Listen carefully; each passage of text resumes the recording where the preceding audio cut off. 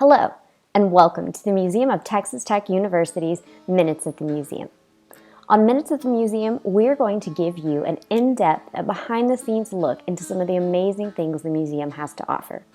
My name is Danny from the Education Division here at the museum, and today we're going to explore the latest addition to the museum's landscape, the Arroyo. In 2018, with the generous support of the CH Foundation and Texas Tech University, the museum was able to transform its northern entrance from this to this.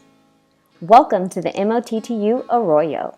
The Arroyo's design was inspired by natural arroyo landscapes that can be found throughout West Texas and that are important habitats for plants and animals throughout the region. Arroyos within the greater American Southwest are steep-walled channels with a flat bed of sand, dirt, and rocks that are formed by runoff water from sudden storms. MOTTU's Arroyo was designed with the concept of sustainable landscaping in mind and was constructed using recycled materials wherever possible.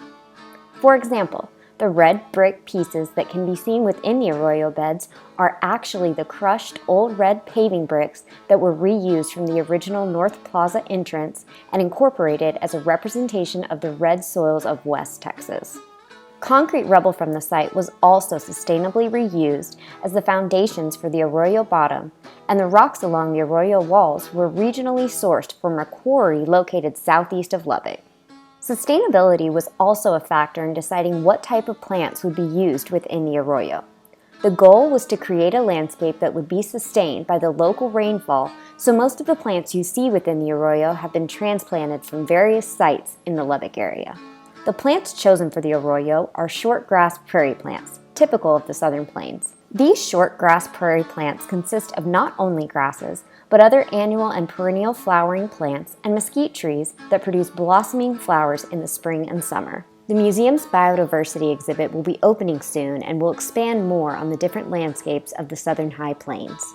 The latest addition to the outdoor space was a 20-foot-tall sculpture titled Redtail by artist Peter Mangan.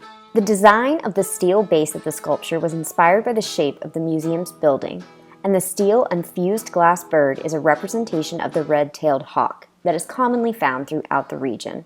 Within the frame of the hawk hangs 136 fused glass pieces colored to resemble the coloration of the red-tailed hawk.